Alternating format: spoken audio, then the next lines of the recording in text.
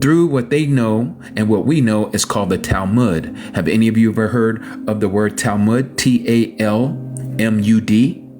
That is the oral teachings of the rabbis. There's two different ones. There's one that is a Jerusalem Talmud and there's a Babylonian Talmud. Well, the Babylonian Talmud, which I don't have a copy of, nor do I really want one, but you can look it up in Wikipedia. And you'll see there where they were introduced when they were taken into exile by King Nebuchadnezzar in the book of Daniel, that when they went there, they picked up the customs of the Babylonians. And one of the customs that they picked up was that they started following the lunar calendar. That's right, the lunar calendar. It was not given by Yahuwah. You won't find a lunar calendar anywhere in scripture, in fact. What you will find is the translators have transcribed and put words like this in there, like the word moon. It doesn't say moon. That passage there says Rosh Kadash. Again, the word for moon in Hebrew is Yariach. Yariach. Okay? And so this is why you see that I have scratched it out.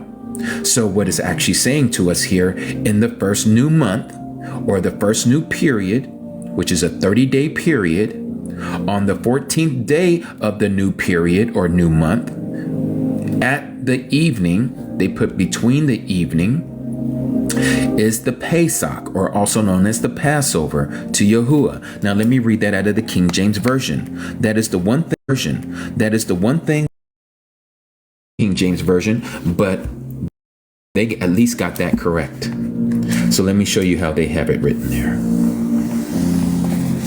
Leviticus 23. Here we are.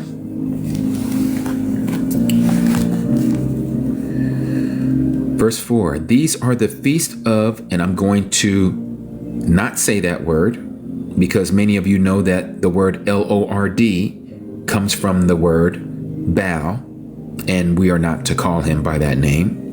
And so I will be using his real name, which is Yahuwah. Even the set apart assembly, which you shall proclaim in their seasons. In the 14th day of the first month. Notice that they have here in the King James Version the word month. They didn't put the word moon. They actually translated that correctly. At even, or at evening, remember the scripture says between the evenings. It's not between the evenings because the Passover is supposed to start at evening, okay? Is Yahuwah's Pesach or Passover. All right, so now let's go back again. The reason why we know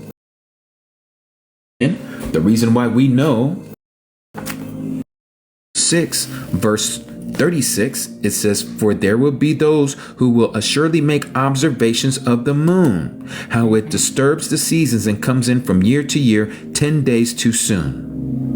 This is why we know we can't use the moon. And this is why when it said here earlier, where is it here? And they would make an unclean day with the set apart day, for they will go wrong as to the months, okay, and Sabbaths and feasts and jubilees. Why would they go wrong to the months? Because they're following the moon. They're not following what they were supposed to do. Let me show you what they were supposed to do, and that's what we're doing now. Jubilees 8. Now Jubilees is called the Little Genesis. Here it says, and on the 4th day, just like the 4th day in the book of Genesis, chapter 1, starting at verse 14, it says, and on the 4th day, he, meaning Yahuwah, created the sun and the moon and the stars, and set them in the firmament of the Shama of the heaven, to give light upon all the earth, and to rule over the day and the night, and divide the light from the darkness. And Elohim appointed, here's the key, you guys, and Elohim appointed the sun, not the moon. He appointed the sun. If you can at least get that in your mind, you will understand and be halfway there to understand how to keep the calendar. He gave the sun to be a great sign on the earth for days and for Sabbaths. You see that? For Sabbaths, So the only way you're going to know how to find the Sabbath is knowing how to use the sun. And for months, the only way you're going to know how to keep your months is you're going to have to follow the sun. The only way you're going to know how to keep your feast days, your high days, is you're going to have to know how to follow the sun. And for years, and for Sabbath of years, which is 7 years, and for Jubilee, which is 50-year periods, not like the Catholics do, just like we just had Pope, what's his name? Pope Francis. He claimed this year to be a Jubilee year, which they call it 25 years. The scripture doesn't say it's 25 years. They changed the years of Jubilee as well. And they said it started on January 1st. Who would even allow someone to do something like that? Of course, the Catholics do what they want to do because they are disobedient to the scriptures. But that's a whole nother teaching. So you see here in Jubilees chapter 2 verse 9 that Yahuwah has appointed the sun to be a great sign on the earth. What is this great sign that is being spoken of here? It's talking about the spring equinox, which is visible no matter where you live on this earth on that day. Usually happens on the pagan day, what we know as the 3rd month of the 20th day. You may know it as the pagan name March. Hold on one second, you guys. Let me see here. Okay. So that normally happens, this great sign on the earth normally happens on what we know as the spring equinox. How do we know this? All we have to do is go to the book of Enoch. See, the book of Enoch also gives us a witness. It testifies to the same thing. 2 different authors, 2 different times, but with the same information. This is how we know, let every word be established by two or three witnesses according to the word. Not because I said it and you said it, does that establish it to be truth? No, it must be established in his word. And if his word says it, then we know that it's true. You see, people like to go around and they like to twist scripture and make it say what they want it to say. Just like these Jewish people, let me put the emphasis on the ish, because they have given us what they call the Hillel 2 calendar, which for those of you who have studied calendars, you know, after knowing this, that that is a wrong calendar that has been given by man. So here in the book of Enoch, chapter 72, it tells us here, verse 2, and this is the first law of the luminaries. The luminary, the sun, has its rising in the eastern portals of the heaven. Let me stop right there. For those of you who have been seeing this erroneous teaching that our map is upside down and that the east is actually west and that the west is actually east, don't listen to that garbage. That is the language of Satan. Don't allow people to confuse you and you just take it in hook, line, and sinker. No, you need to do yourself a due diligence of studying the word of Yahuwah and not allowing people to sway you with their opinions. It tells you right here that the sun rises in the eastern portals, meaning that it rises in the east. That's exactly what it does. Every morning it rises in the eastern horizon. And so it goes on and says, and setting in the western portals of the heaven. And it says, and I saw 6 portals in which the sun rises. Now, I don't want to confuse you guys with these portals.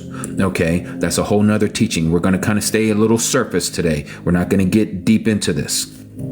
It talks about how there are 6 portals in which the sun sets and the moon rises and sets in these portals, these same portals. And the leaders of the stars, the Maserots, and those whom they lead, 6 in the east and 6 in the west. It's talking about 6 portals in the east and 6 portals in the west, and all following each other in accurately corresponding order. Also many windows to the right, which would be to the north, and to the left of these portals, which would be to the south.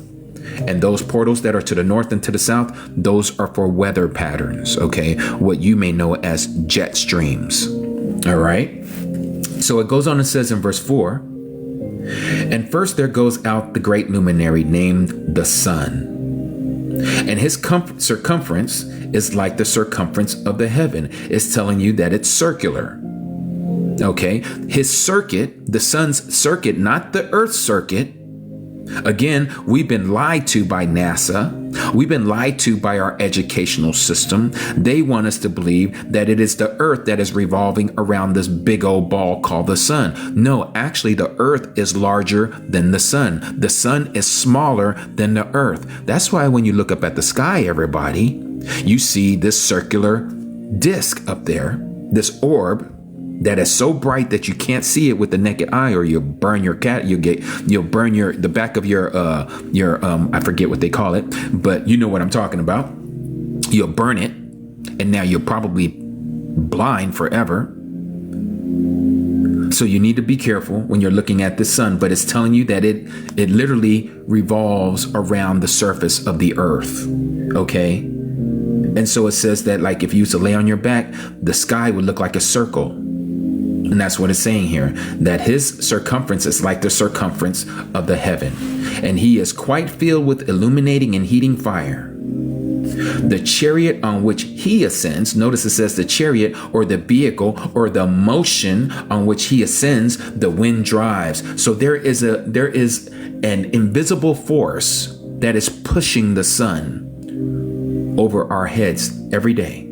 And the sun goes down from the heaven and returns through the north in order to reach the east. And so it's guided that he comes to the appropriate portal and shines in the face of the heaven. So now, what does it mean by, so it goes down and then it goes through the north in order to reach the east? Again, for those of you who've seen this before, I'm going to do it again. You see that I have this map here underneath me, and I'm just going to show you a quick little illustration with my pen. Imagine that the tip of the pen is the sun.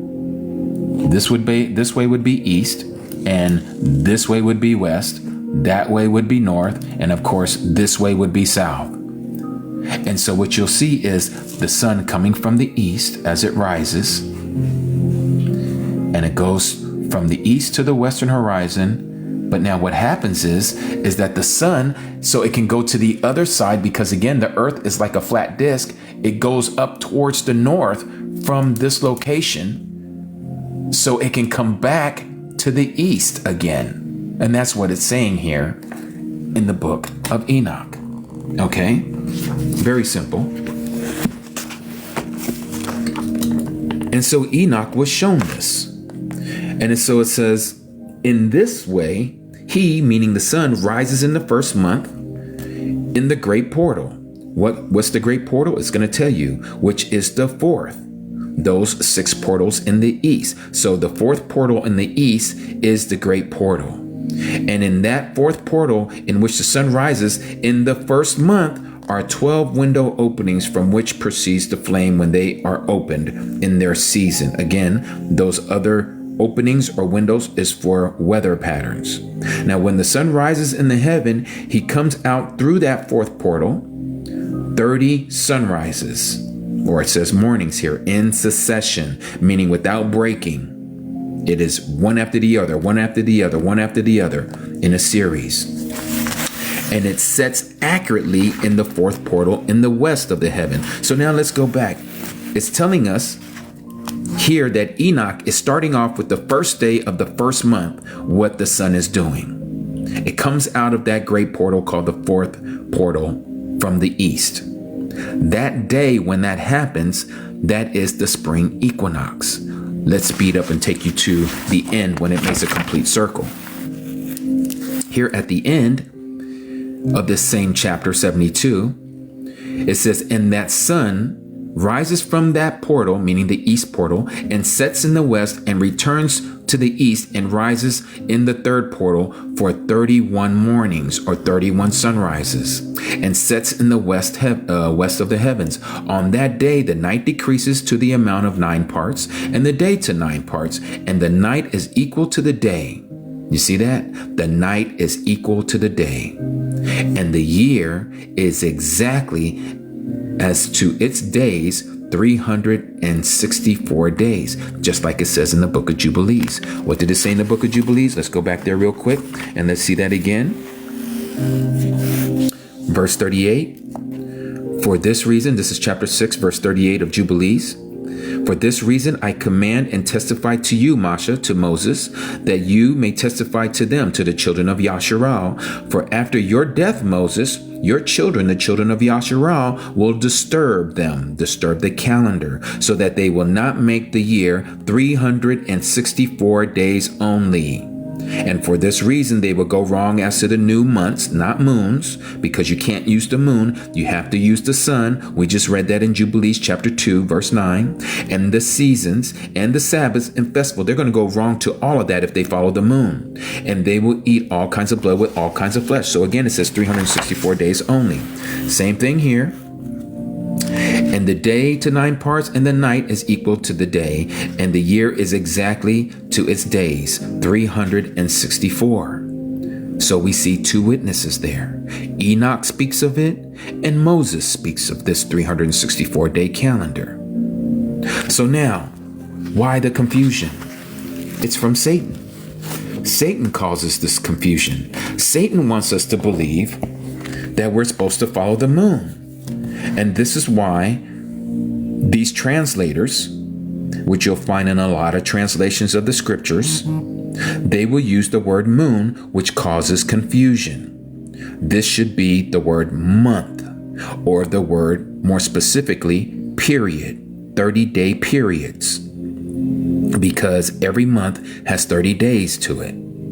Okay? And so they would be 364 days. So now, if you do the math, you're going to see here, and I'm going to do this for you guys. Let me show you all. Let me pull up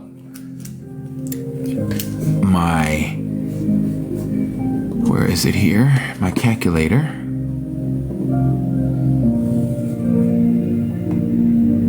$360 plus 12 months. There's not 13 months in a year, as you've been told. That again is Babylonian. Oh, I did that wrong. Excuse me, you guys. I did that. I don't know why I did it that way. I was supposed to do 30 times 12. My mind was on what it's supposed to come out to, times 12. So 30 12-month periods comes out to 360. So you would say, but wait a minute, we just read where it said that there's supposed to be 4 more days, 364. Well, let me show you. If we go to, let me pull this up here, back to the book of Jubilees, or no, Enoch, excuse me. And let's go to chapter 75. You'll see here, let me bring my cradle back.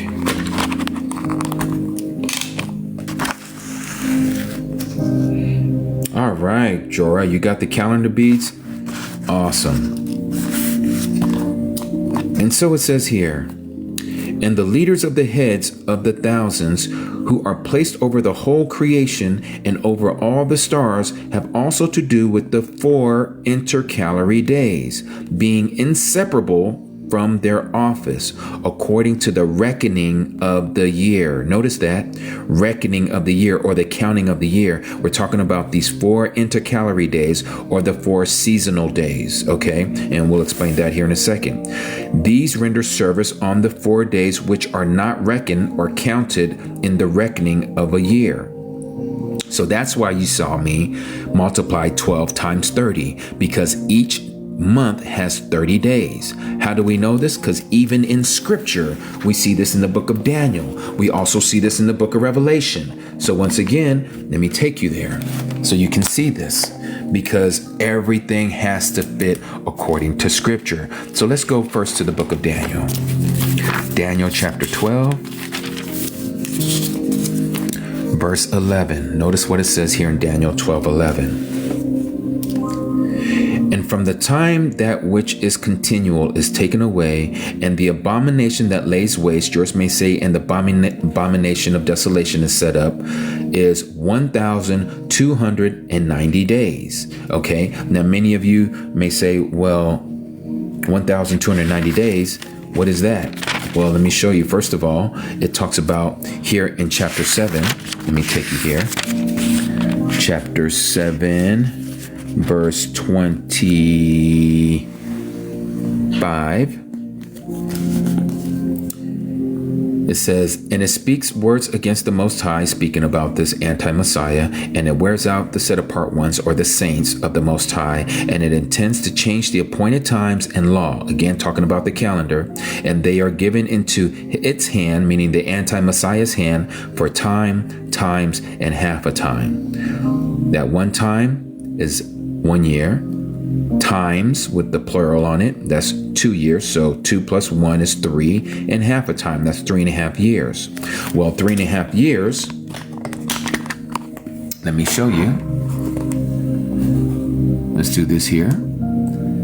6 times 30 gives you what? 180 days. That's half of 360.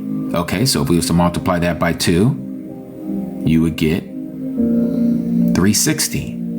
All right. Now we know that it talks about 1,290 days.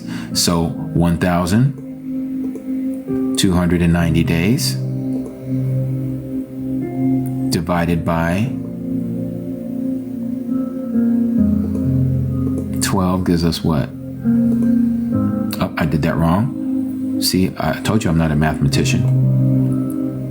Excuse me, let's do that again. 1,290. I meant to divide that by 30.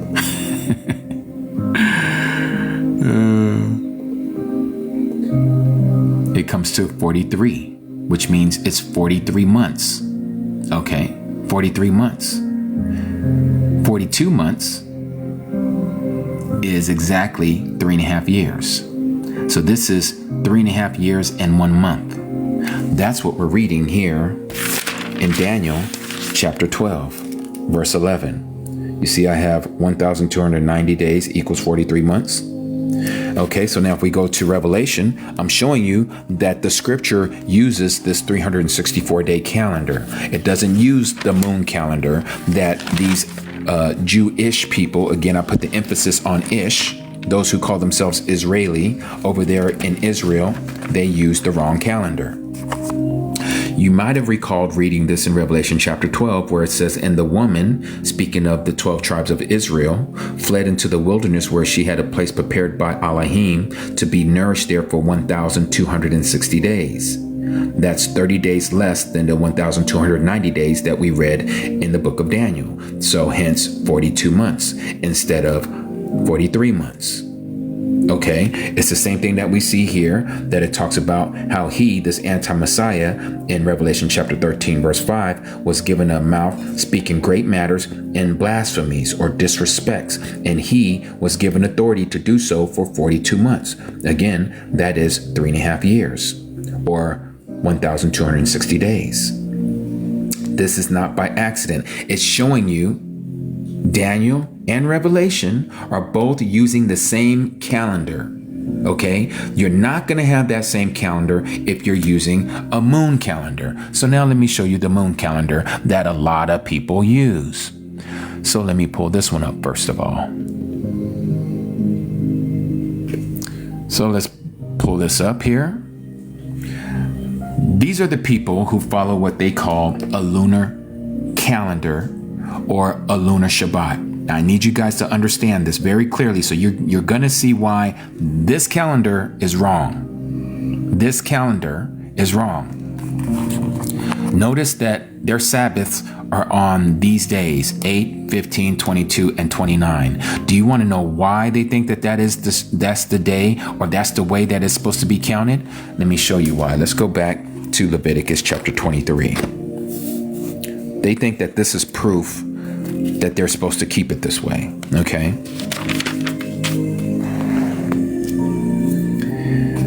So let me bring this back over here.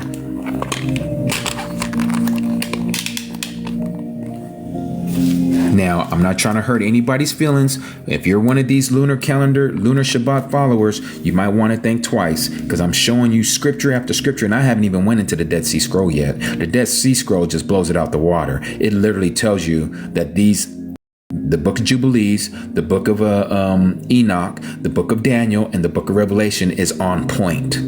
Okay, not this mess that they're following. But anyhow, let's get into this. Notice here, starting in verse 6, Leviticus chapter 23, verse 6, where it talks about the Feast of Unleavened Bread, also known as the Feast of Matzah.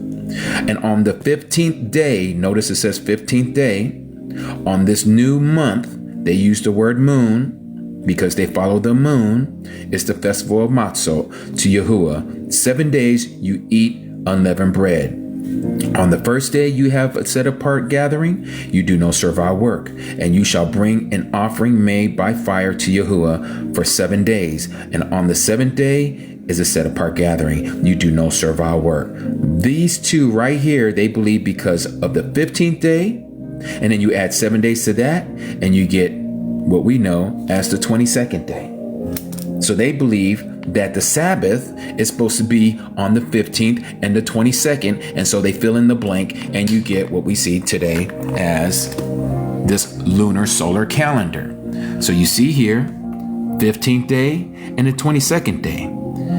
But here is where it gets messed up. Now I need you guys to follow me. We're going to go down a little bit. We're going to not be surface dwellers for a second. We got to remember what happened to our Messiah. Okay. Let's go to what is called the Brit Hadashah, or also known as the New Testament. We're going to go to the book of Matthew. Now I need you guys to follow me on this. All right. Now remember, our master kept the law. He kept the law to a T. Okay. He didn't swerve to the left nor to the right. He walked that straight and narrow path, because if he didn't, there's no way he could be unalived for us, for our transgressions. He had to walk this thing out, walk this out clearly and plainly. So here it is in Matthew chapter 26, verse 17. And on the first day of unleavened bread, notice what it says there. And on the first day of unleavened bread, the taught ones came to Yahusha, saying to him, where do you wish us to prepare for you to eat the Pesach, which is the Passover? Now, mind you, the first day of unleavened bread is not the first day of unleavened bread as you may know it. And let me show you here. Where's my bookmark? Let me leave that there. Let's go back here to Leviticus 23. I need you to see this. The first day of unleavened bread is known as Pesach, not the first day of Matzah. Two different things. And what I mean by that is you'll see here in a second. These are the appointed times of Yahuwah, the set apart gatherings, which you are to proclaim at their appointed times. Notice here it says on the first new month, on the 14th day, okay? The very next day, the 15th day, is the festival of Matzah. So the 14th day and the 15th day, this whole week is considered one celebration, and it was called the festival of Matzah. And I'm going to show you here in Exodus why that is all put together, and you'll see that here when we go to chapter 12 of Exodus. Exodus chapter 12, verse 17. And you shall guard the festival of Matzah, which is the festival of unleavened bread. For on the same day I brought your divisions out of the land of Mitzrayim, that is, out of the land of Egypt. And you shall guard this day throughout your generations as an everlasting law. It says on the first month, on the 14th day, notice it says the actual date, on the 14th day of this first month, and I shouldn't have scratched that out. That was my fault. I was just scratching it out, but I should have kept that. On the first month of the 14th day of the new month, not moon, in the evening, you shall eat unleavened bread. So this happens on Pesach, on Passover. 14th day at the evening, you are to eat unleavened bread until the 21st day of the new month in the evening. Okay, so it shows you there how long you're to keep this festival. So when we go back here to Leviticus chapter 23, once again, you see that the 14th day precedes the 15th day. So when we go back to Matthew, and the Talmudim, or the disciples, asked the master, our Messiah, where do you wish us to prepare you to eat the Pesach? Because it was the first day of unleavened bread. It was the 14th day. Now, this is very crucial to remember. the 14th day. Okay. So as we continue to read, you're going to see that he did it properly. And he, meaning our Messiah, our Mashiach, said, "Go into the city to a certain man and say to him, the teacher says, my time is near," meaning his time to be unalived. "I am to perform the Pesach, the Passover, at your house with my taught ones, with my disciples." And the taught ones did as Yahusha, that is his true name, not J-E-S-U-S, but Yahusha, which means I am is salvation, had ordered them and prepared the Pesach, the Passover. And when evening came, you notice I have it underlined because, again, the Messiah is going to keep the law. So when evening came, he sat down with the 12, and while they were eating, what were they eating? The Pesach, the Passover lamb. He said, "Truly I say to you, one of you is going to deliver me up." Okay, and this is when he institute what we know as, the Catholics call it communion, but it's not the communion. And then you have these Jewish people that call it the Seder. It's not called the Seder. This is the renewed agreement. This is the renewed contract. This is the renewed vows to our marriage vows. So he took and broke of the bread, and he said, "Take and eat it. It is my body." And then taking the cup, he gave thanks and he gave it to them. And he said, "Drink from it, all of you, for this is my blood, that of the renewed agreement." Again, not a new one, it's renewed, which is shed for many for the forgiveness of sins. But I say to you, I shall certainly not drink of this fruit of the vine from now on till that day when I drink it anew with you in the reign or the kingdom of my Father. Okay, so we're to only do this on Passover, not every first Sunday of the month, or not every Mass that they do over in the Catholic Church. No, that's breaking the contract. That you're not doing it as you have been taught. This is the way it was taught. This is the way it was instituted. So why do I bring this up? So now, again, we're going to use their calendar. This was supposed to happen on the 14th day. Okay, so now we know that after this, it says that they sang a song. How many of you guys know that the Messiah sang a song with his disciples? Yes, he did. He sang a song with them, and they went out to the Mount of Olives after that. And so he says here, "All of you shall stumble in me this night." So now it's nighttime, because remember, they broke bread in the evening, and now it's night. They're up at the Mount of Olives at night. Let's continue. And so Kaffa wants to know, who is it going to be that's going to stumble? I'll never stumble. I'm Kaffa, who you know as Peter. He was like, that ain't never going to happen. I'm never going to deny you. And this is when the Messiah says, "Truly I say to you," talking about Kaffa to Peter, "that this night before the cock crows, you shall deny me 3 times." When does the rooster crow? Does it not crow in the morning? So this goes all the way through the night. Okay. Remember, he was up at the Garden of Gethsemane. He was sweating what was like blood drops off of his face. Okay. And so then they came to arrest him. And this is when Judas kissed him. It says, and going straight up to Yahusha, he said, "Greetings, Rabbi," and kissed him. This is what Judas Iscariot did. This happened at night. Okay. So they bring him to the high priest, Caiaphas, at this time. And they bring him here. It says, "And those who had seized Yahusha led him away to Caiaphas, the high priest, where the scribes and the elders were gathered together." So this is over at the Sanhedrin court. "And Caiaphas, you may know him as Peter, followed him at a distance to the courtyard of the high priest. And he went in and sat with the servants to see the end. And the chief priests and the elders and all the council," again, this is the Sanhedrin court, "were seeking they were false witnessing against him." They're breaking one of the 10 commandments against Yahusha to put him to unaliving, but they found none. Although many false witnesses came forward, they found none. But at last 2 false witnesses came forward and said, "This one said, I am able to destroy this dwelling place or this temple of Elohim and build it in 3 days. Notice the word 3 days. Because again, we know that was prophesied, right? What did the Messiah says? Because the Pharisees wanted to see a sign. He says, no sign shall be given except the sign of Jonah. As Jonah was in the belly of the whale for 3 days and 3 nights, so shall the Son of Adam be in the belly of the earth for 3 days and 3 nights. Okay, 3 days and 3 nights. Very crucial.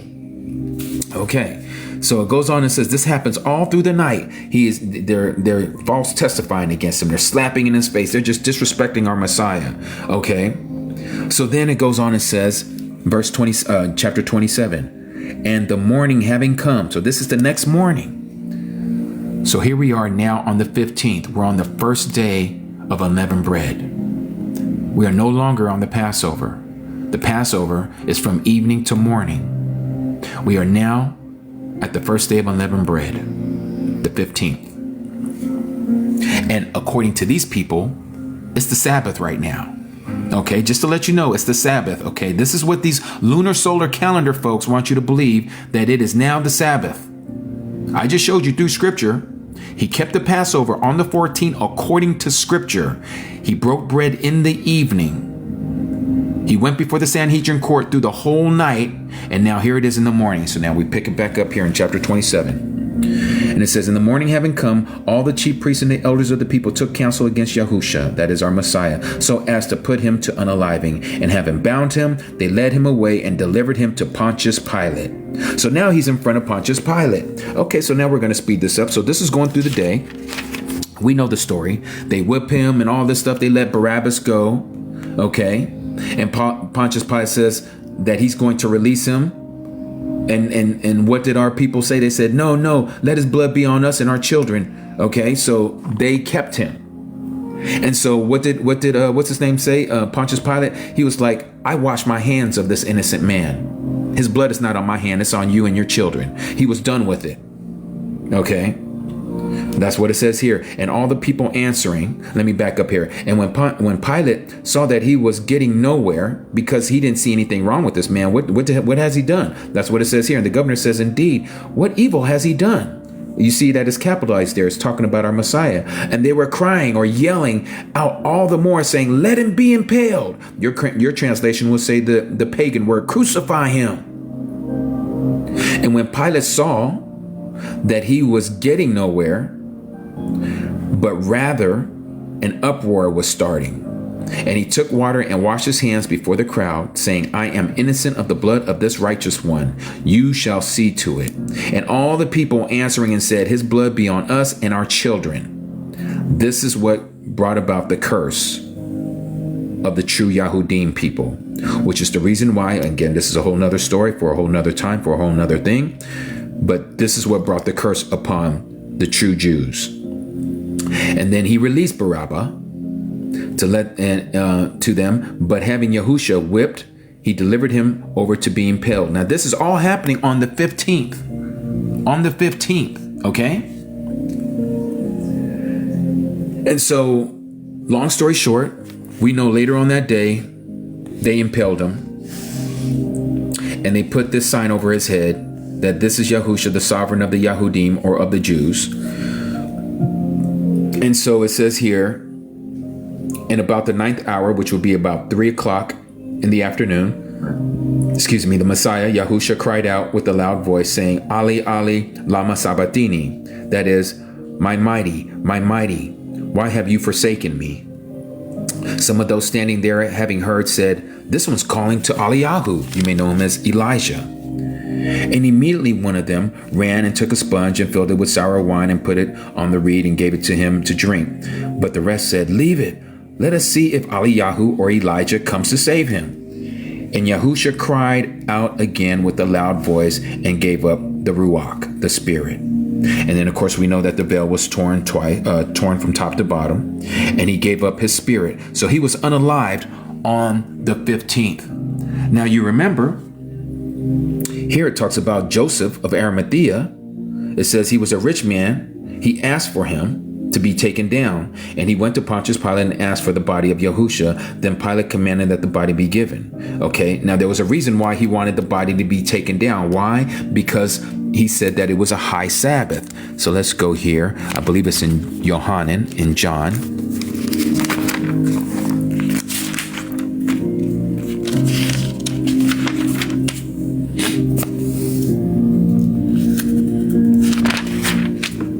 Let's see here. Okay. So when Yahusha took, it says, bowing his head, therefore, since it was the preparation day, That is, the body should not remain on the stake on the Sabbath, for that Sabbath was a high one. You see that there? For that Sabbath was a high one. And the Yahudim asked Pilate to have their legs broken, that they be taken down. Now, what was that high Shabbat? Because it was evening. They were taking. Hold on one second. I got to put this little puzzle piece in here for TT. Okay, so again, here it is, the 15th day. Now, according to these lunar solar calendar people, they're saying this is already the Sabbath. Okay. Their mistake is that they're thinking that his body needs to be taken down because it was Saturday, what they call their Shabbat. I'm using a pagan word here so you guys understand. The 7th day, so they want to put him down because it's the high Sabbath. Well, we know what the scripture says. He is going to be in the belly of the earth for 3 days and 3 nights. So now let's use their calendars to see if this makes sense. So this is the first evening he's in the tomb, the first night. Second night. Third night. Okay. Do you see something wrong here? The first day, there's no first day here because he was unalived in the afternoon. So his first night was the first time he was actually in the tomb. Okay, according to the scripture. So the evening first, and then night, and then evening and night, evening and night. The first day is here. Second day and third day. He says 3 days and 3 nights he would be in the belly of the earth. Notice what day that is. That's not the first day of the week, is it? Even though the scripture says in the book of Matthew, he was actually raised on a Sabbath, not on the first day of the week, according to Mark, Luke, and John. But that's a whole nother study. But using their calendar, you see that it doesn't line up with the 3 days and 3 nights. It doesn't line up. The first day of the week is all the way back over here. He already passed the first day of the week. He was just unalive here. What did he do? Come back from the dead here on the first day, on the 16th? That would break the scriptures of what he said, that he would be in the belly of the earth for 3 days and 3 nights. That's why this calendar is wrong. That's why this calendar is wrong. Let me show you what the true calendar shows. Let me show you the true calendar. Here's the first month, Kadash 1. Same thing. Here's the 14th day right here. This is when he did the Passover. Okay, the Messiah did the Passover this evening, this night. He was arrested at this night. The next morning, chapter 27 of Matthew, he was taken before Pontius Pilate. This is the first day. This is where he was whipped, beat, tortured, and then he was put on the stake. And then he was unalived because this was the high Sabbath. They had to bring his body down. He was in the grave that night. First night, second night, third night. You see here, what's coming up is the Sabbath. Now let's do the day. Remember, this was his first time in the grave that night. Here's the first day, second day, and on the third day, he resurrected. Shabbat. He resurrected on the Sabbath. That's why it says that here in Matthew chapter 28.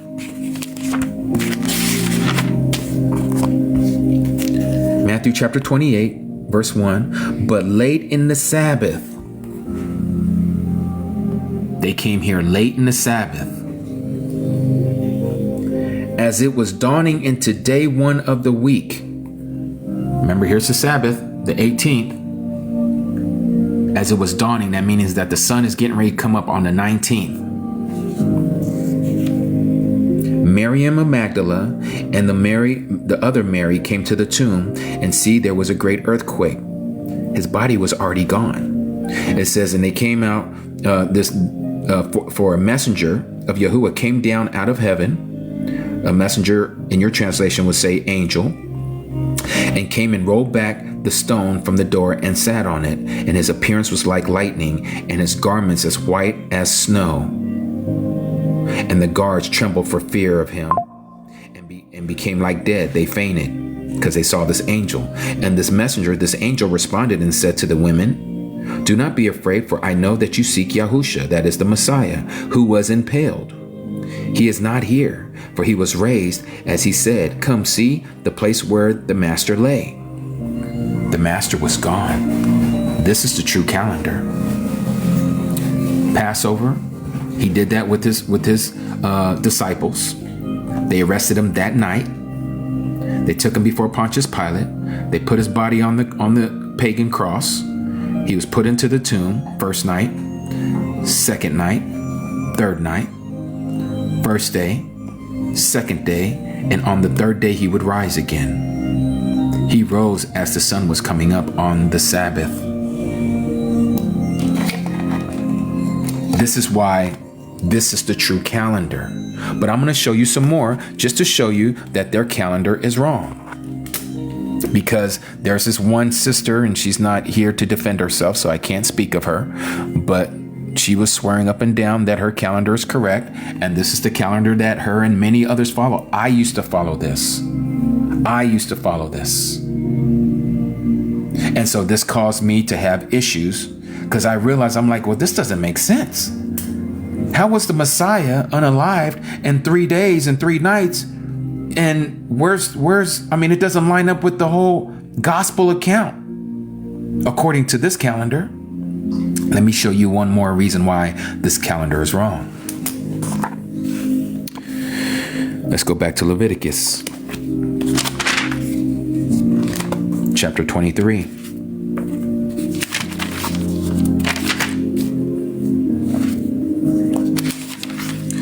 Let's see here.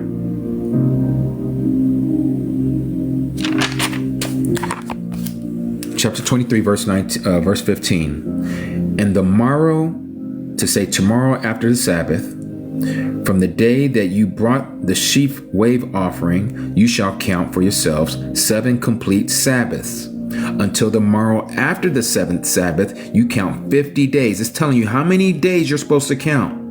Then you shall bring a new grain offering to Yahuwah. Okay, and it tells you what you're supposed to do. But it talks about how this is supposed to happen 50 days. Okay, 49 days if you do 7 times 7, because every 7 days is 7, which is a Shabbat. So it says here again, 7 completed Sabbaths. So 7 completed Sabbaths will be 49 days. So it says until after that, or after that day, the 7th Sabbath, you count 50 days. 50 days. Okay. Now, if you do that count according to their calendar, the moon calendar, that's 1 Sabbath. Or let me back up. This is the way their calendar is set up. Okay. This would be the count right here, the 29th, on their account. So that would be the first Sabbath. And then you have a 30th day, which they say doesn't count. And then you have the first day, which the moon might not even show up. So you might have 2 actual days before they start counting again, because they need to see the sliver of the moon for it to be the new moon day. Once they see the sliver of the moon, then they start their count. 1, 2, 3, 4, 5, 6, 7. That's why it's off. It's not, this should be 7, right? If you went by their own moon day cycle. But this whole calendar is erroneous. So again, after counting from what it says here, because this is the first fruits harvest, they're supposed to do this on the morrow after the Sabbath. Okay. So the morrow after the Sabbath, they're supposed to count starting this day. But they're not going to count that day because they only go by the moon cycle.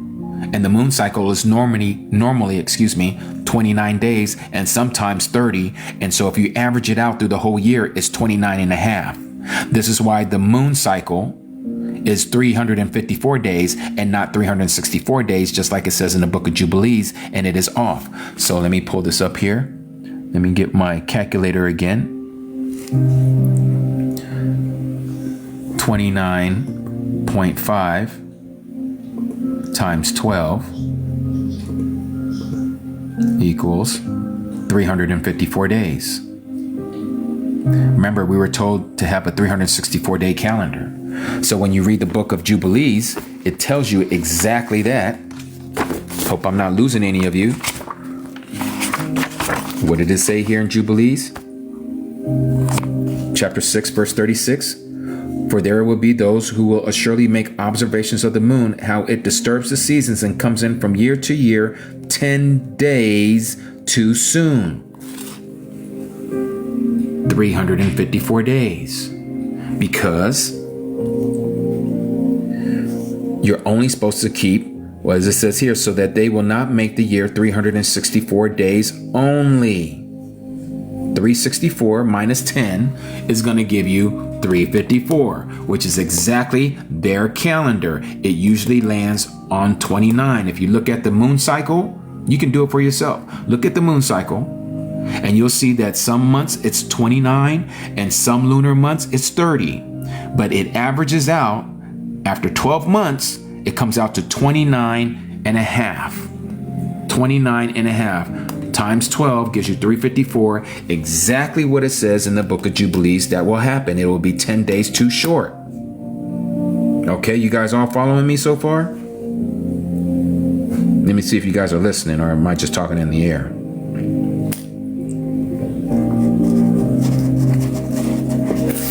Okay, so I see some yeses. All right. I know it's a lot of information.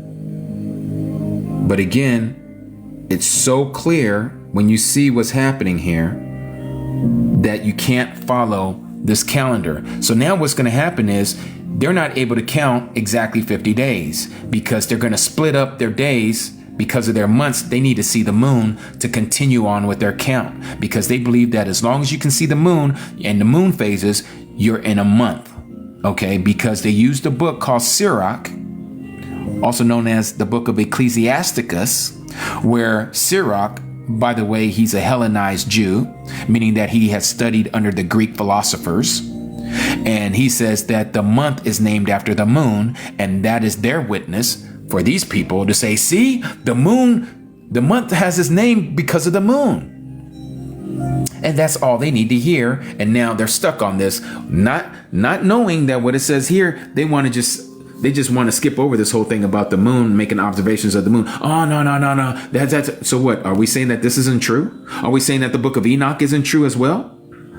Are we saying that what we read in the book of Daniel and also in the book of Revelation, that they're also using this 364-day count? Are you saying that that's wrong as well? But you're going to use this because you're following the traditions and the contents of what men has put in this book called the Talmud, the Babylonian Talmud at that?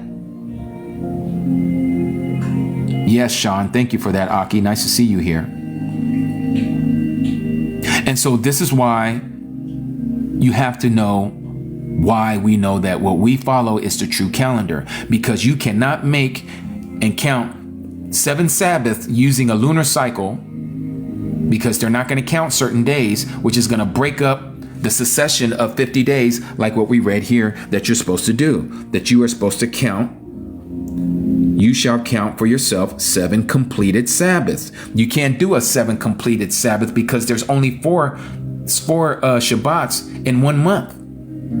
And then they're going to have a break before they start counting again. So that's going to break what we know as the Feast of Weeks. So let me show you that on the real calendar. So here it is on the Feast of Weeks, or excuse me, on the true calendar. You see here where we have the first day. You see that there? And it has number 2, number 3, number 4, number 5. So we show you that here so you can see this is that Sabbath. The day after this Sabbath, you're to start your count. 1, 2, 3, 4, 5, 6, 7, 8, 9, 10, 11, 12, 13, 14, 15, 16, 17, 18, 19, 20, 21, 22, 23, 24, 25, 26, 27, 28, 29, 30, 31, 32, 33, 34, 35. Right here, you see 5 Shabbats. And then it's 36, 37, 38, 39, 40, 41, 42, 43, 44, 45, 46, 47, 48, 49. That's 6th and 7th Shabbat. Remember, 7 completed Sabbaths. And on the next day is the Feast of Weeks, Shavuot, also known as Pentecost. We know that this is supposed to be on the 3rd month, on the 15th day, Why do we know this? Because let me show you what it says in the book of the Dead Sea Scrolls.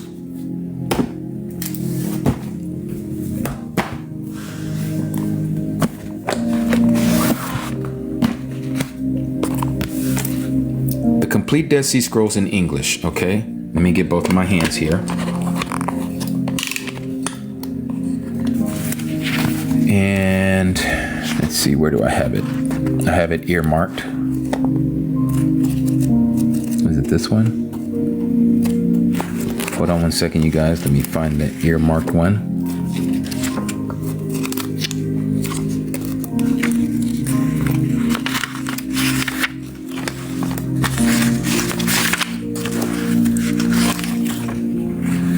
Oh boy, I can't remember which one I earmarked. I should have put it at the top so I could see it more clear.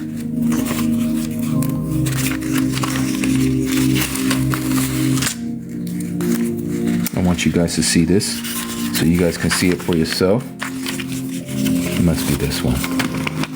Is it this one? Nope, not that one either. Not that one either. Oh boy, did I lose it? I thought I had wrote it down. Oh, here it is. Okay.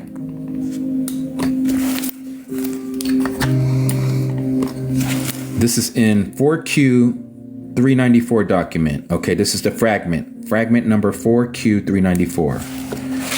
Let me back this up a little bit so you guys can see it.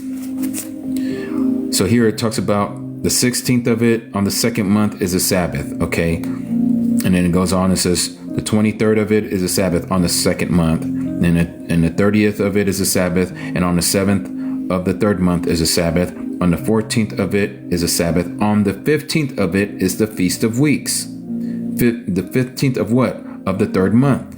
That's exactly what you see here. The third month, Kadash 3, date number 15, because that's 16, 15, will always be Shabuot. Always. And this is why you saw what I was doing by counting. So you know that was the 49th day, that was the seven Sabbaths, and then you have the Shabuot. Well, you can't count like that on this other calendar because this other calendar is going to break it up. This is why we know you can't use this calendar. This calendar is erroneous. You need to throw this out you need to throw it out with the garbage. Anyone who's following the moon and following the sliver of the moon, don't follow it. You're going to be lost. You would be in error and you won't know the true calendar. And since you don't know the true calendar, you won't be able to keep the fourth commandment, which means you are to keep the Shabbat and keep it separated. Because you don't know what the true Shabbat days are, because they believe every month is going to be like this, 8, 15, 22, 29, according to the lunar cycle. They're not following the true calendar. And the true calendar, it doesn't fall like that. The Sabbath doesn't fall on the 8th and the 15th and the 22nd and the 29th. It's different.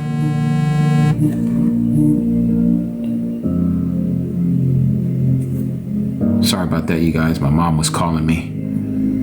Let me tell her I'll call her back. So it's different. So you see here, again, those numbers don't add on here. This is the way it is. The fourth of every 3 months, or every fourth month, you're going to see it's going to be 4, 11, 18, and 25. So these calendar beads that we send out to people, it makes it a little easier. And I don't know if our brother Ed is here tonight, but he's the one who came up with this idea. And I think it's a very great idea that he came up with. So let me lay this out so you guys can see this calendar that lines up and what you're seeing here. On this calendar here, it's 364 beads on this calendar bead, okay? And what you're seeing is all the silver beads are your Sabbaths. We have 52 Sabbaths a year because there's 52 weeks in a year, okay? 364 divided by 7 is exactly 52. Exactly 52, all right? The yellow ones on this calendar bead, these are all the high days, okay? So this is the spring equinox. This is the day that we're supposed to put Of course, we don't do this anymore, but this would have been the day that we would set aside that 1-year-old male lamb without any spot or wrinkle, which would be on the 10th day of the first month. That would be the one that would be unalived on the 14th day for the Passover. But again, we don't do this anymore. Okay, but we put this here because it talks about it, because the Messiah is our Passover lamb. And so this is the 14th, which would be Passover. Then you have the 7 days of unleavened bread, okay, with the Shabbat right there in the middle. And then you have the Feast of First Fruits right there. Okay, and then the second month, because there's 12 strands for 12 months. So the second month is for those who missed the first Passover and the Feast of Unleavened Bread. Okay, so that was a makeup month. For those who didn't do it the first month, they're able to do it the second month. Well, here's the third month. 15 beads or 15 days from the bottom is the third month on the 15th day. That's what we know as Shavuot or Pentecost. Okay, and then we have here the summer solstice, and then the next one is the fall, which is the fall equinox, Day of Atonement on the 10th day. And then here, starting on the 15th day, we have what we know as the Feast of Tabernacle. And then the last great day of the Feast of Tabernacle. This is the winter solstice. And so that's the whole year right there. These up here, we have the last Shabbat. And then we have 3 days here at the very end, which is 362, 363, and 364th day. And then the solar cycle, which has 365 days and a quarter, that would be that day. And every 4 years you have the leap year, which is the 366th day. Once you count that every year, and then the 4th year you have the 366, you start back over here and you go back through the 364 day count all over again. These here at the top just separates your seasons. That's all it does. It just separates your seasons. So this is your spring season, these 3 months, your summer seasons, these 3 months, your fall seasons, these 3 months, and your winter, the 3 months of winter. This is why we know this is the true calendar. You can't follow what this lunar cycle is you're going against scripture. You're going against the book of Jubilees. You're going against the book of Enoch. You're going against the book of Daniel. You're going against the book of Revelation. It speaks on these. Okay, I showed those to you. Now, the other thing is the one that others follow. And I'm going to show you that one here. Let's see here. Let me bring it back up. So the other one that is wrong. Yes, tomorrow is the last day of the 11th month, and we'll be going into the last month after that, Aki. And so here, that's what we just talked about, the lunar solar calendar. It's wrong. The Gregorian 7-day calendar, that's wrong. Why is that wrong? Because those who think that right now is the Sabbath from evening to evening, which they've learned from the Hillel 2 calendar, is totally wrong. Because what you got is one of those days, if every 7 days cyclically, oh, that's so hard to say, tongue twister, you get into an issue. Okay, so let me see if I can bring this up here. Okay, so this is the regular calendar that most people follow. Okay, here we are still in this month.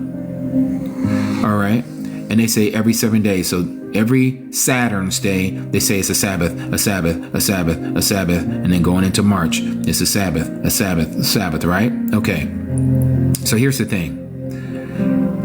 Let me pull this up because I don't follow the what you call it anymore, but I'm gonna pull it up here. I'm gonna ask Google, what does the Jewish people say is gonna be the Passover for 2025? Passover. And again, these are those people that call themselves Jews, the Jewish people, okay? And here they say, Passover begins at sundown Saturday, April 12th. Okay? April 12th. All right, so now let's go here. And this is very ironic. Oh, this is crazy. This is going to make my point. April 12th. Let's Let's see here. I went too far. Did I do that right? Where is it? April. Oh yeah, here it is. April 12th. This year, Passover falls on a Shabbat. Now they got a dilemma, family. Think about this for a minute. For those of you who know about the Sabbath, we're not to kindle a fire, okay? That's number one. It's supposed to be a day of rest. But yet, they say that this day is the Passover. So their Passover, where they're supposed to cook a lamb, okay, which these Jewish people will do, they will cook a lamb, which means that they have to kindle a fire, and they're going to be cooking, which they're not supposed to be cooking on the Sabbath. Which one takes precedence? Is it the Sabbath that takes precedence over the Passover, or does the Passover take precedence over the Shabbat? This is how you know their calendar is messed up. You can't use it. You can't use it. The Passover will never fall on the seventh day. It'll never fall on the seventh day. I don't know why I just hit that, but it just took me to a whole nother thing here. The Passover will never, ever, on Yah's true calendar, ever land on the same day as the Sabbath. Again, to show you here on the true calendar, you see here, Passover will always be on the third day of the week on Yah's calendar, not the third day of the Gregorian calendar, the third day of Yah's week, okay? Because Yah's weeks do not connect with the Gregorian calendar. The Gregorian calendar and Yah's calendar are two different things. And so here, you see that here's the Passover and the Shabbat. They will never intersect with one another. They are separate days unto themselves. So every day has its own day. That's why when you read that in Leviticus chapter 23, there is no confusion. Because the Shabbat will always be the Shabbat.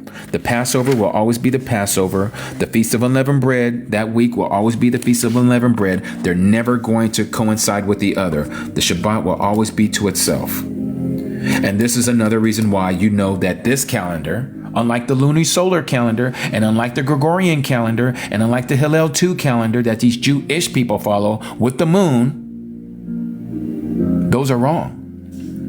Those are all wrong. And some of you might even been looking at the World's Last Chance right here. World's Last Chance calendar. Their calendar is wrong. You can go and look at theirs as well. Wrong. These people that call themselves Zadok Way Ministry, their calendar is wrong because they like to start their calendar on a Wednesday because they always want their Shabbat to be on a Saturday. That's messed up. It doesn't start like that. But again, that's a whole nother teaching. The only calendar that is correct is this one right here. Yah's calendar that he gave to Enoch, that he also showed to Moses, that he also told, and that all of them were following while they were in the wilderness was Moses and the children of Israel. But they went away from it, just like it was prophesied in Jubilees chapter 6, that they would go away from the true calendar after Moses' death. And that's exactly what they did. They went away from the true calendar. And so I just wanted to come up here to show you guys that today. Because when you actually look at this, and it's really fascinating. Yes, anyone who's interested in the calendar, we have a link. I call it a website, but my sister calls it a link tree because I'm a little old-fashioned. Royalty, there is no 13 months. We just got done talking about that. You're breaking scripture, my friend. You can't find a 13th calendar anywhere, a 13th month anywhere in scripture, Royal. But you're going to be stuck on your way, so I'm not even going to spend time. But if you're here to listen and you're here to learn, I can show you right now in the book of the book of Enoch, chapter 72, how there's 12 months. First month, 30 days. Second month, 30 days. Third month, 31 days. Fourth month, 30. Fifth month, 30. 6th month, 31 days. 7th month, 30. 8th month, 30.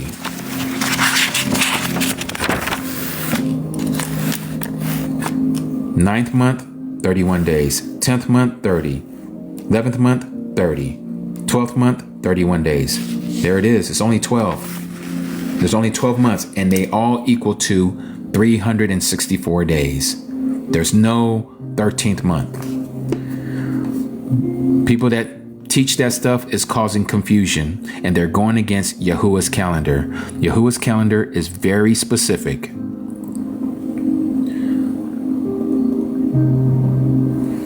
And again, let me show you guys this. For those of you who want a beaded calendar, just DM me. You can DM me and I'll get to you. But do give me a week or two because I am really, really behind.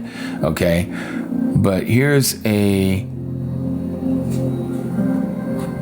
diagram again. 30 days, 30 days, 30 days. And that little sliver right there, that's 31 days. Let me blow this up a little bit more. Every month has 30 days. 30, let me see if I can get that to come in. 30, 30, 30. That little sliver right there, the autumn equinox, that makes it 31 days. 30, 30, 30, 31 days. 30, 30, 30. So if you add all the 30s, that's 360. And then if you count those 4 days that we just read about in Enoch chapter 75 that are not reckoned to a year, that adds to 364 altogether. That's why you see it there, Enoch calendar 364. But it's not even really Enoch's calendar.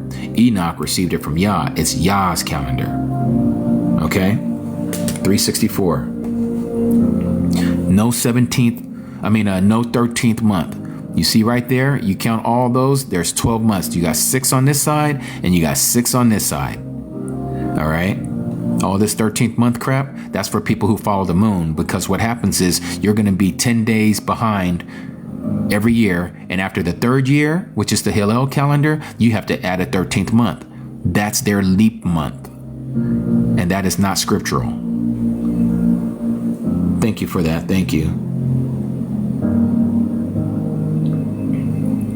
Like I said, Yahuwah is revealing his truth to his people. If they have eyes to see and ears to hear, they are going to understand this.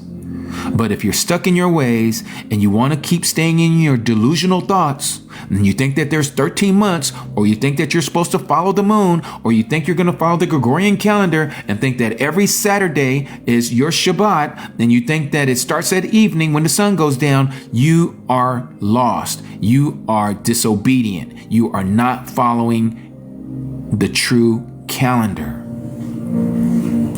This is why Yahuwah says in the last days that knowledge shall increase. We are those people. We're the ones who are going to learn this. And you need to learn this because the only way you're able to keep the Shabbat, to keep his commandments, is that you know the true calendar. Without knowing the true calendar, you can't keep the 4th commandment. Just like I was sharing with people a few weeks ago when we was doing a calendar study. There's a reason why the 4th commandment, talks about the Shabbat. He could have made the 3rd commandment. He could have said, remember to keep the Sabbath. Or he could have said the 5th commandment, remember to keep the Sabbath. No, he made it the 4th commandment. He also told us that the first day of the year is the 4th day of his week. This is why we know 3 days later is the first Sabbath, which happens to be the 4th day of the year. All these 4s, and that the sun comes out of the 4th portal, which is the spring equinox, which will allow us to know when you can find your day, which is the Sabbath, 4 days later. Yah is into numbers. We know this.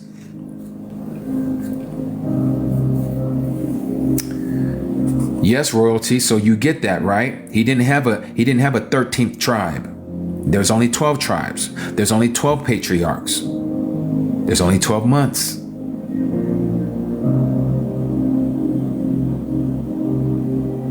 Nelly, I don't know if I looked at Promote the Truth calendar, so I can't really speak on it. If it doesn't line up with what I showed you, then it's erroneous. Right now, Tamara, The true Shabbat right now is what you know as Saturn's Day, which is tomorrow. But after the spring equinox, it's going to move forward. It's going to be what you know as Sunday for the next 364 days. Or for the next 52 weeks, I should say. And then the year after that, it's going to fall on the pagan calendar Monday for the next 52 months. I'm sorry if I went over this, but what are the blue highlighted days on the 25th and 26th calendar? Raelian, I'm missing what you're talking about here. Where's the 25th and 26th that is blue highlighted? Can you show me? Is it on the true calendar that I showed earlier? Let me go there.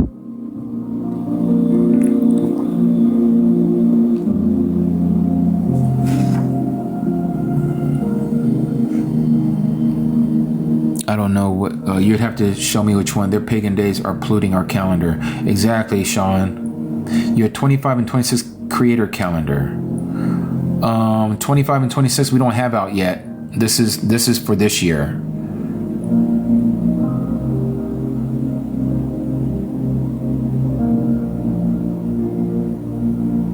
Yeah, Tamara, it's gonna, you know what? It's not always easy when it comes to the calendar. It takes a minute. You know, sometimes it's just like anything. You have to, oh, it's on the link tree. Okay, so let me go on the link tree. Let me go to the link. Let me put in our link tree.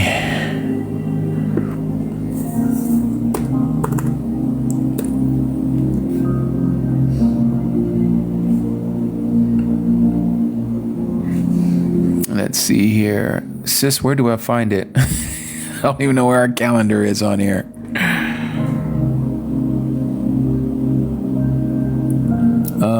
You're talking about the map there, Linshungu. It's in the drive. Okay, let me see if I can find it here. Is it in this document? 364 day. Is it this one? Oh, let me double click. Nope, that ain't it.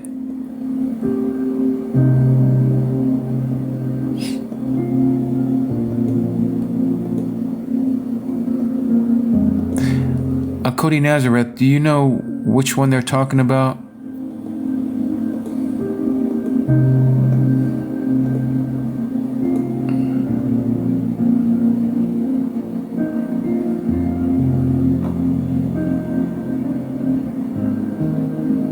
Is it this one? Okay, here we go.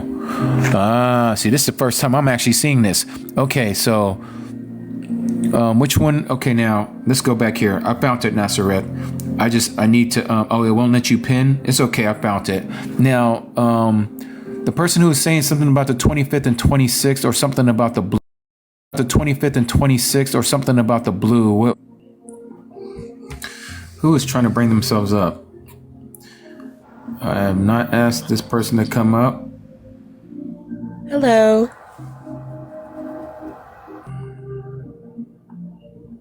Yes, can you, let me see here. The divine will correct his chosen people, and I know I'm right. Okay, Royalty, well, you go ahead and go on with yourself, my friend. Sound like you're stuck in your ways, and that's all right. You do you.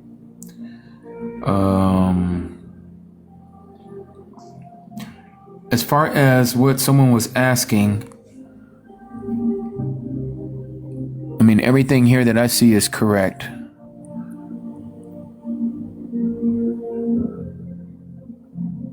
Yes, I will, Royalty, but I'm going to be doing what Yahuwah has said. And this has been tested out. I could show it from the Dead Sea Scrolls. I don't know when you got in, but I don't think you're wanting to understand what the Dead Sea Scroll says is the truth. There is no 13th month. There is no 13th month. It's not in the Dead Sea Scrolls. It's not in the Book of Jubilees. It's not in the Book of Enoch. So until you can find us that proof, Royalty, then I will be more than happy to listen to what you have to say, but you can't even show me one. So can you show me something that's in scripture that says 13th month?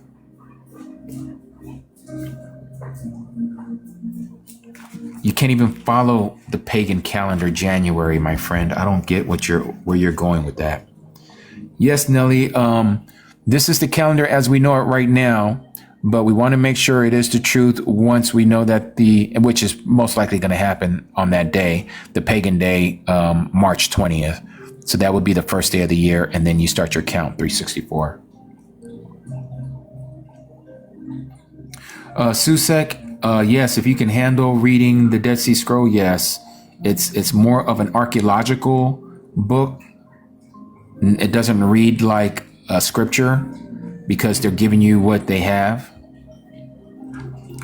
Royalty, my friend, like I said, bring up your proof, show it to me, or give it to me on here as a comment. You're telling me to read the hidden books. That is not telling me anything.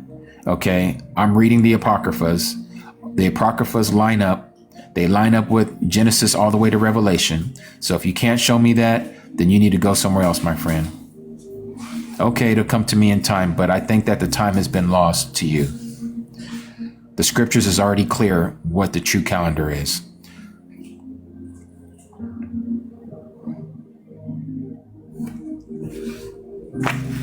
People always want to come in here and want to start talking their gibberish and don't even give you any proof of what they're talking about. There's 13 months. Okay, well, show us where's your 13th month?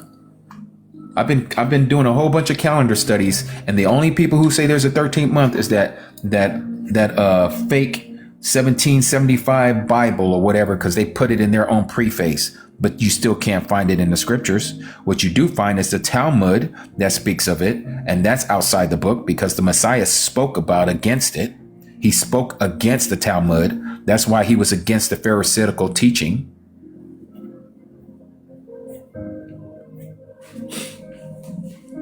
Thank you there, Malakia. Yes, I will be live tomorrow, y'all willing.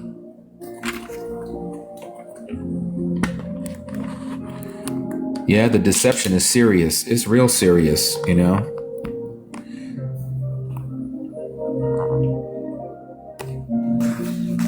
And again, if we go here to Jubilees,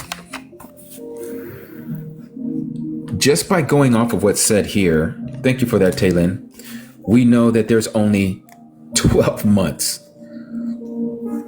For this reason, I command and testify to you, royalty, that you may testify to them, royalty. For after your death, Moses, your children will disturb them, so they will not make the year 364 days only. The only way you can have a 364 day only calendar is it has to be 12 months, no 13th month. And for this reason, they will go wrong as to the new months and seasons and Sabbath and festivals, which is our high days, and they will eat all kinds of blood with all kinds of flesh. That simple. That simple.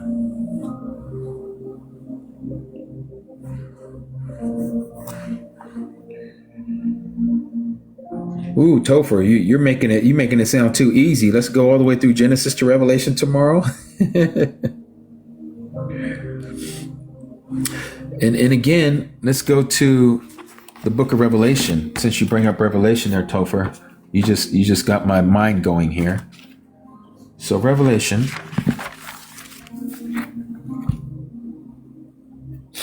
chapter 22.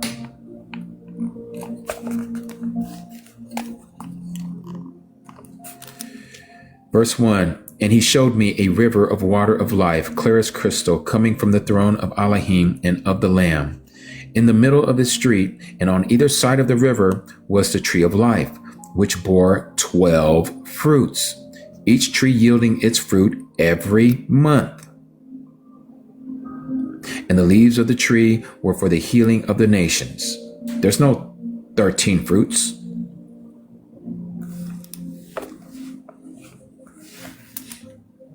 No 13 fruits. No 13th month. No 13th month, royalty. You're still not giving me anything, my friend. What do you mean, Revelation 1:13? What is that? Revelation chapter 1, verse 13? Is that what you're asking me?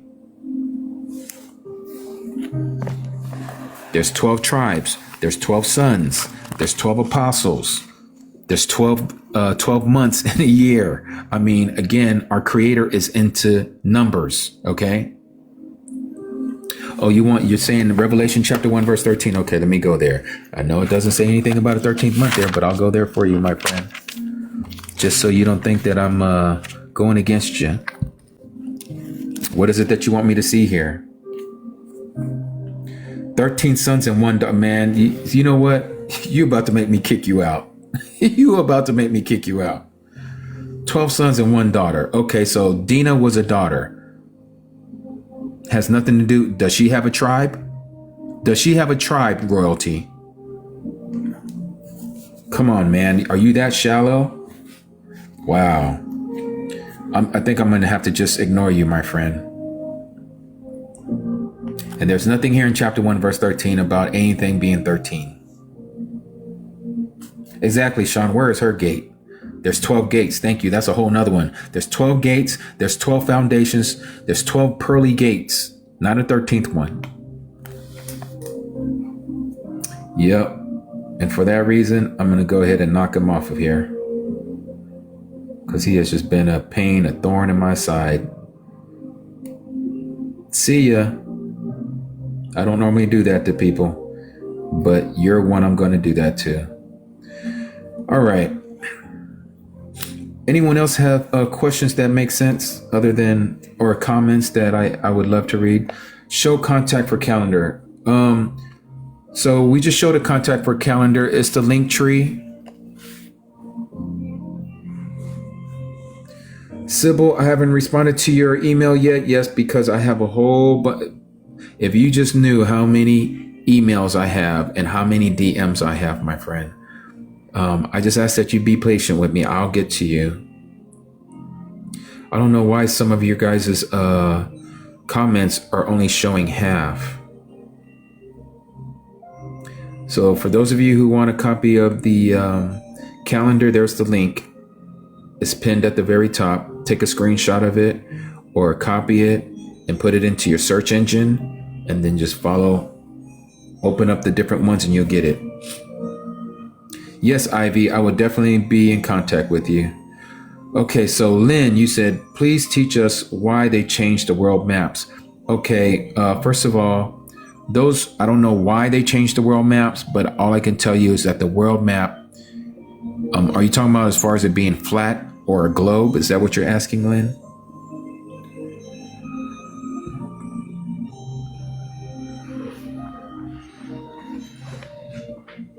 Yes, exactly, Malak. 30, 30, 31. So Lynn, okay, so that's what you're asking. All right, well, so first of all, Satan doesn't want us to know the true geographic shape of the earth, okay? Because his whole thing is that he doesn't want, I'm speaking of Shaitan, he doesn't want us to know that we are the center of creation. He wants us to believe that everything is an evolution, hence why they teach us the Big Bang Theory, hence why they want us to think that there's this infinite universe out there, hence why they want us to think that we're on this little cosmic dust called the Milky Way on one of the Orion arms. And so they want us to not think of ourselves as being special in Yah's creation, because the last thing Satan wants is for us to feel special, okay? Because Yahuwah says that he is going to dwell with us. There's no other civilization out there. We are the civilization. And so everything that you see NASA do, they only show you computer graphic images, CGI, okay? This is why they never turn around and show you the other side, what they call 3 walls of a studio. They never show you the 4th wall behind them, because everything is a stage. They want you to see what they want you to see. They're telling you what they want you to know. They don't want you to know the truth. And so for those of us who know what it says in scripture, just like what I read in Enoch chapter 72, about how the sun goes from the eastern portal to the western portal, and then it makes its way up to the north and comes back into the east, that only happens on a flat plane. And this is why they do stuff like this. Just to show you how much of a spell we're under, right? Let me show you this here. I like to show this because it just makes all the sense in the world. You see this word here? Planet. If I take off the T It's a plane. If you ever took geography, you know what a plane is. It's a flat surface. Okay? In fact, the thing that we get on, that big old tube that they call an airplane, is because it flies over the plane, a flat surface. So they put a spell on us by just adding a T, and it changes the whole definition of what they want us to believe it to be, a planet.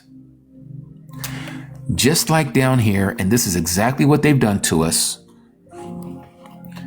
The word government, that's a compound word. Govern is to control. Ment is for mentally, your mental. So it's mind control. Okay? So when they say government, just know that it's mind control. That's what they're doing. Mental govern.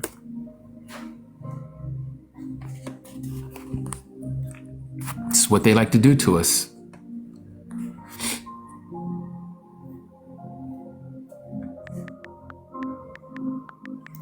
Yes, young warrior, one verse, universe, right? Why is it every Sunday? Could you elaborate more? What do you mean? What is every Sunday, Nelly?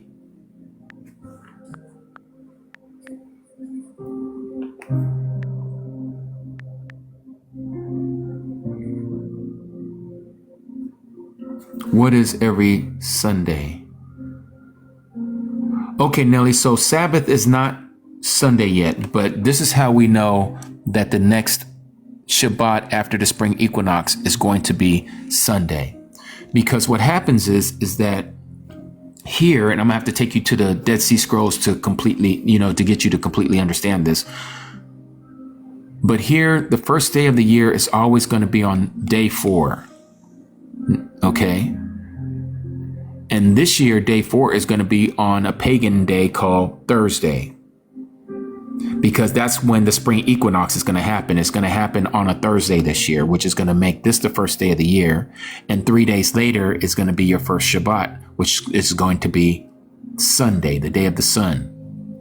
Next year is going to be on the first day of the year is going to be a Friday, which is going to make Monday your Shabbat. Now, the reason for this is because there is one day that is not accounted for. The solar cycle is 365 days, but we're told to keep a 364-day calendar only, as per Jubilee chapter 6. Okay, so now let me show you in the Dead Sea Scroll why we know we're supposed to count that day. First of all, let me take you to Genesis. Because in the book of Genesis, chapter 1, verse 14, it says this. Chapter 1, verse 14 of Genesis. And Elohim said, let lights come to be in the expanse of the Shamayim to separate the day from the night, and let them be for signs and appointed times and for days and years. This happened on day 4. And so what we understand is that is the marker for what we know as the spring equinox. When he put the sun up in the sky and the moon in the sky, it happened on day 4, and that day 4 so happened to be the spring equinox. That was the first day of the count. Even though there was the first day, second day, and third day, these days counted as well, but our time to start counting started on day 4, just like he says here. Let them be for signs, appointed times, for days and years. This day starts the calendar. This is why once you know this, you will never lose the track of when your Shabbat is supposed to be. I hope that makes sense so far. Now, let me show you in the book called the Dead Sea Scrolls that we have evidence to back this up. Let me put this back on my cradle here, because I'm going to have to use both my hands. Raylene, so you said, so if the Sabbath is Sunday, we observe Shabbat sundown, Friday night to sundown.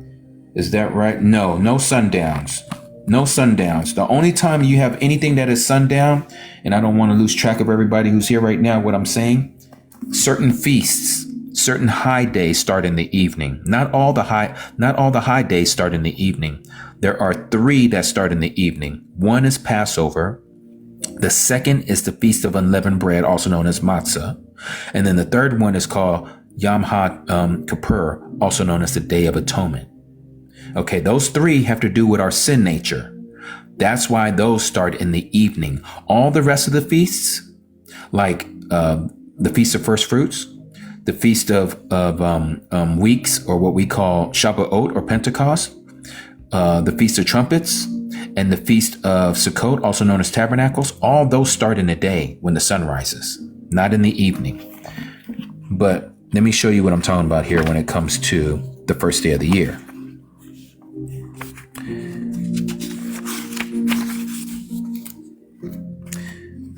Bear with me here as I bring this up. Okay. This is the fragment number 4Q400, okay? It says, to the master song of the Holocaust of the first Sabbath on the 4th of the first month. Notice it says on the 4th of the first month. Remember, the first Sabbath is going to be the 4th day on the calendar. You see there, number 4? The very first Sabbath of the year, the 7th day, is going to be the 4th day because the equinox happens on this day. 3 days later is Shabbat. Okay? And when you follow this, let me show you another one here.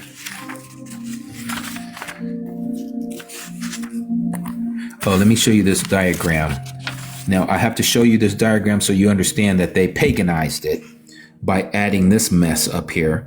Okay, this is why I put pagan confusion, because they added Sunday, Monday, Tuesday, Wednesday, Friday, and all that mess. But every year, the first day of the year always starts on the 4th day of the week. 1st, 2nd, 3rd, 4th day. They pinned it to Wednesday. It is not a Wednesday. You can't use Wednesday. They want to make it that way so that every Saturday is going to be a Sabbath. But the word Saturn day is very deceptive. It is very satanic.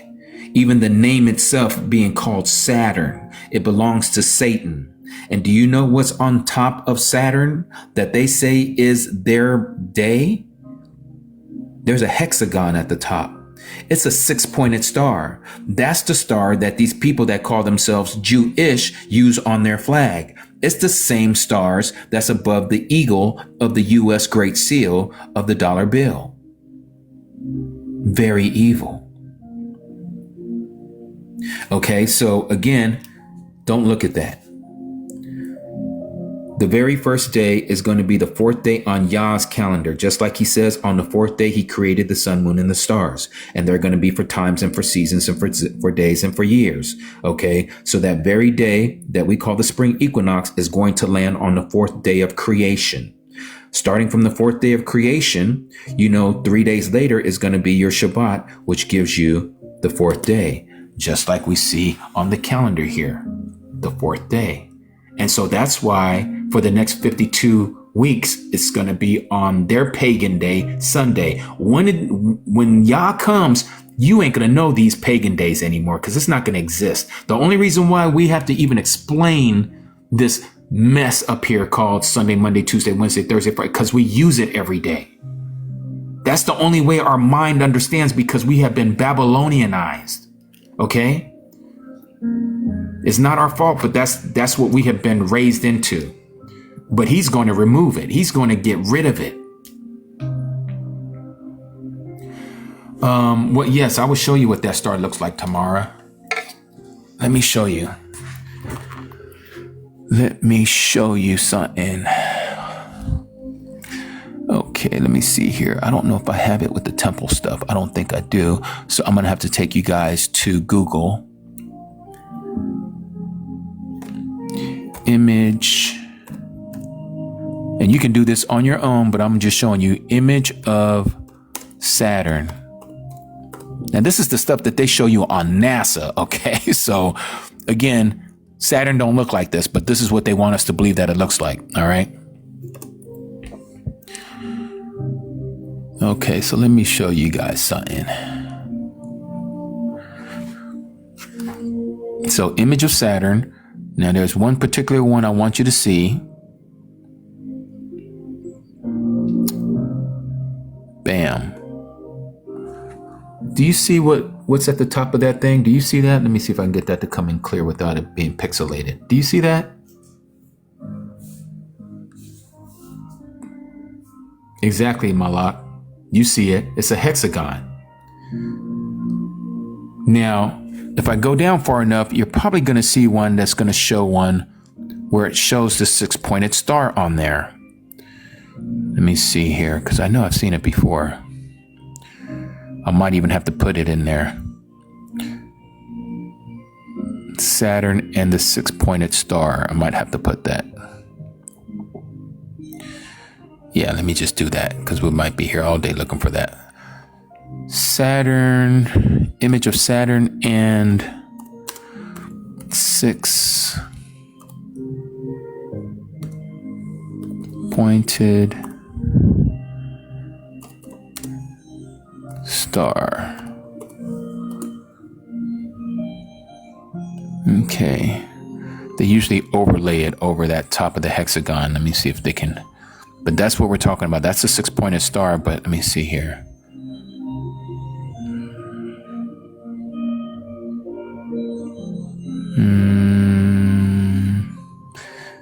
Oh, mind you, while I got you guys here, back of the dollar bill, there's a 6-pointed star right there. You see that? And that's 13. The 13 stars. Yeah, if royalty's still listening, there goes your 13 months, because they love 13, and 13 is the number of Satan.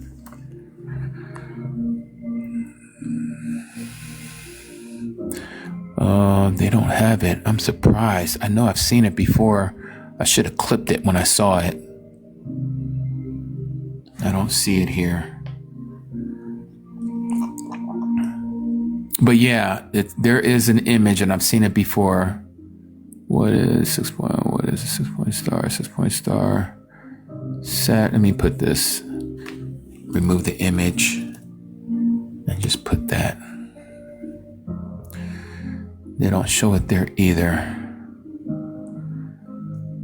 But what would be the coincidences, okay, that you have a 6-pointed star, which is actually called the star of Ranfan, which is also the star of Baphomet, okay? You see that there.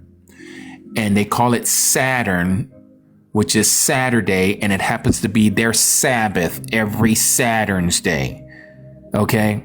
That's not by coincidence. That is not by coincidence. And hence you see it on their flag, and they call it the Star of David. It is not the Star of David. You don't find it anywhere in Scripture that there is a star named after David. Nowhere. Nowhere. But this is what they would have us to believe. And it's actually the star, as they show right here, that's supposed to be Molech, where they give their babies to the fire. But yeah, I don't see it here. But anyhow, if you look for it, you'll find it. I'm not going to spend the time to look for it. But yeah, that is what these people believe. That's why every Saturn's day is their Sabbath. Not Yah's Sabbath, it's their Sabbath.